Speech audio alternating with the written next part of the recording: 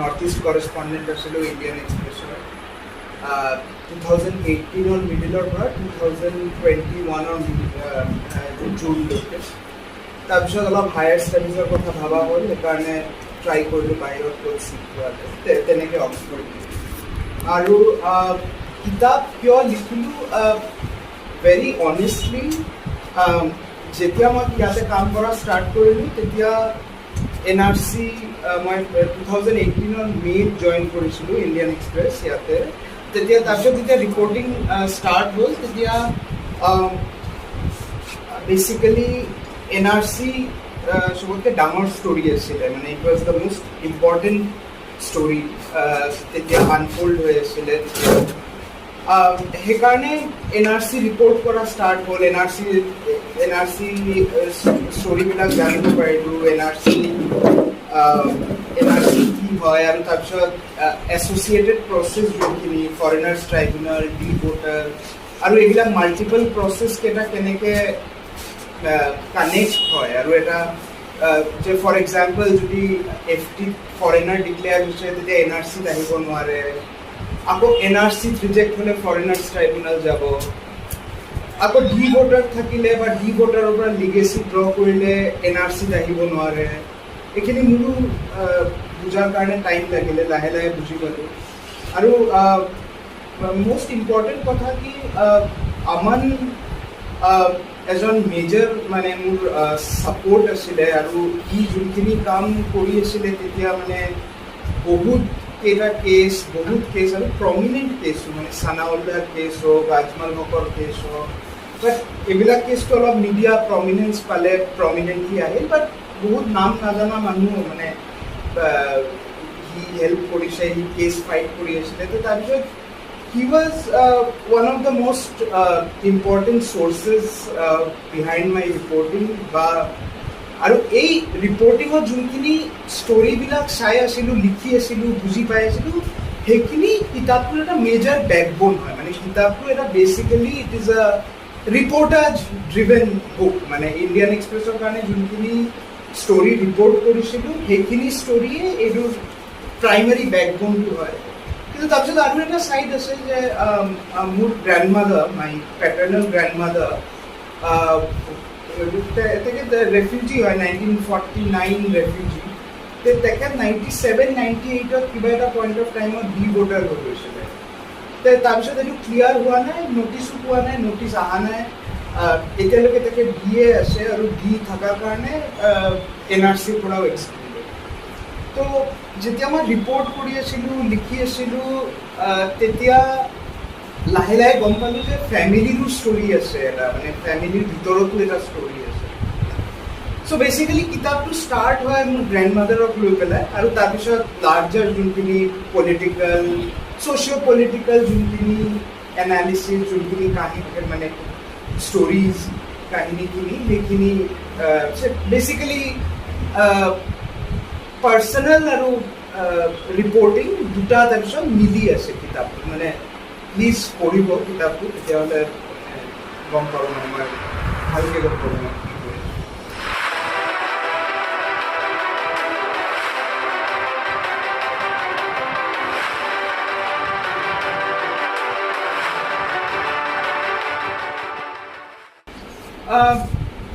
মই যেনেকৈ ক'লোঁ যে মই জইন কৰিলোঁ ইয়াতে, ষ্টাৰ্ট কৰিলোঁ 2018 মিডিলত। তেতিয়ালৈকে এই যোনখিনি আগৰ প্ৰচেছ আছিলে 2015 পৰা 15, 16, 17, সেইখিনি টাইমত মই শুনিছোঁ, এইবিলাক কাহিনী পিছত শুনিছোঁ, কিন্তু তেতিয়া মই নাছিলোঁ এজ এ জাৰ্নেলিষ্ট। মই তেতিয়া ইয়াতে না সাংবাদিকতা কৰা নাছিলোঁ 2015, 16, 17 যে এইখিনি সময়ৰ যোনখিনি হাৰাশাস্তিৰ গল্প সেইবিলাক মই পিছত শুনিলোঁ, পিছত গম পালোঁ, পিছত মানুহৰ মুখত শুনিলোঁ। বাট এটা কিন্তু এতিয়া হাৰাশাস্তিৰ কথা তেতিয়া কিন্তু এটা মেজৰ ষ্টৰি মানে যোনটো শাকিল মেনশ্যন কৰি আছিলে যে এই 2019 জুলাই অগষ্ট কেতিয়াবা লাষ্ট অগষ্ট 5th যোনখিনি নটিচ আহিছিলে সেইদিনা মই গোটেইদিন গৰৈমাৰীত আছিলোঁ, মই আছিলোঁ আৰু 2-3জন সাংবাদিকো আছিলে। যেতিয়া আমি গম পালোঁ যে মানুহে এনেকৈ লাষ্ট মিনিট নটিচ পাইছে, নেক্সট ডে যাব লাগিব, ডিব্ৰুগড় যাব লাগিব, শিৱসাগৰ যাব লাগিব, গোলাঘাট 400-500 কিলোমিটাৰ্ছ এৱে। আৰু সেইদিনা মই অলপ পঢ়ি শুনাওঁ, সেইটো এটা চেপ্টাৰৰ এইটো পাৰ্ট হয় কিতাপটোৰ এটা, আৰু এইটো মানে এটা important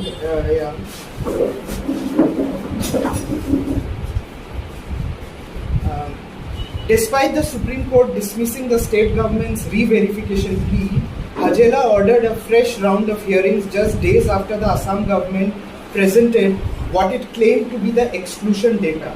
The announcement was unexpected and created panic on the ground. On 3rd August, Hajela wrote to the district in charges of the NRC in Barpeta, Charaidev, Gwalpara, Golaghat, Jorhat, Kamrup, Nagaon and Sibsagar districts that some hearings, as per different provisions of the 2003 rules, had been scheduled from 5th to 7th August.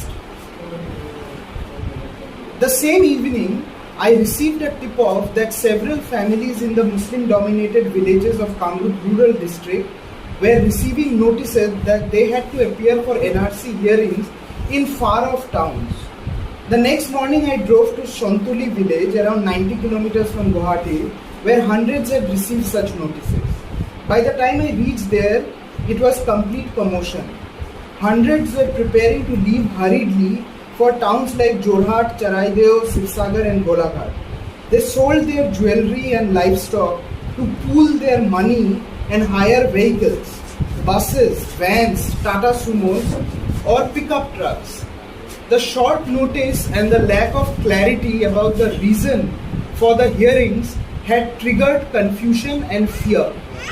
I met daily wage laborers Abu Sama and Abu Bakar as they boarded a packed bus with their wives and children to attend their hearing in Jorhat, over 300 kilometers away, scheduled the next morning. Sama told me that his name was in the draft NRC and yet he had been called. Jorhat is very far.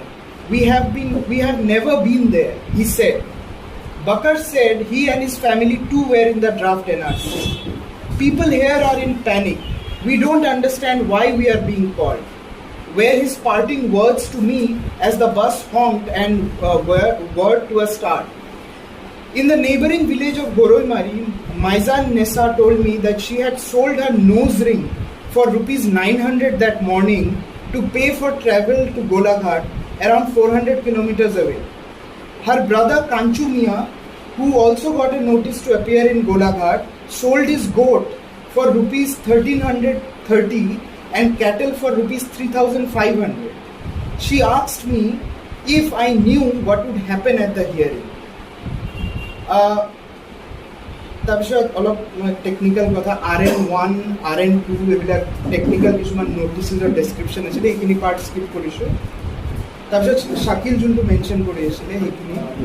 After returning to Guwahati around midnight, I got a distressing call from an activist friend that one of the buses from Shontoli traveling to Golaghat had overturned after colliding with a truck carrying tar near Guwahati.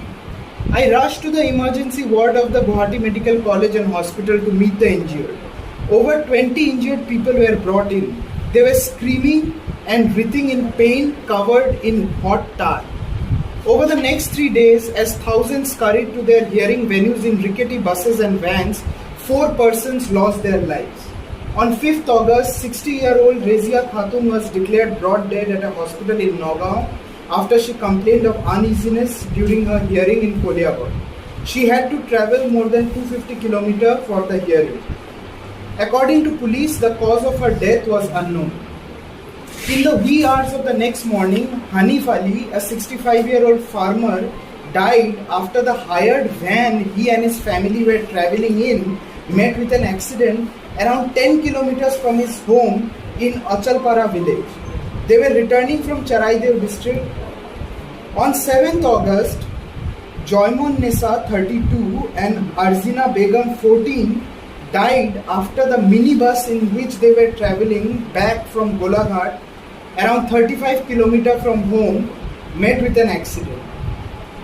Amidst the skip in the last interesting part is in November 2019, after Home Minister Amit Shah and the Assam government spoke about doing the NRC in Assam all over again, I went back to these villages from where hundreds had gone to attend the last minute hearings. In Achalpara, I met Hanif Ali's 25-year-old nephew, Monirul Islam, who runs a grocery store. Ali had died in the road accident but had made it to the final NRC. মানে তেখেত যোনটো hearing দি পেলাই return কৰি আছিলে সেইটো hearing successful হৈছিলে. So he was there but he died in the way. I was in the vehicle with my uncle, Islam told me. People like us put in our everything to participate in the NRC process. Islam said. What Islam said next still rings in my ears. Quote, how many times do we have to prove our Indian citizenship? Isn't it better you kill us all rather than this non-stop harassment? He asked.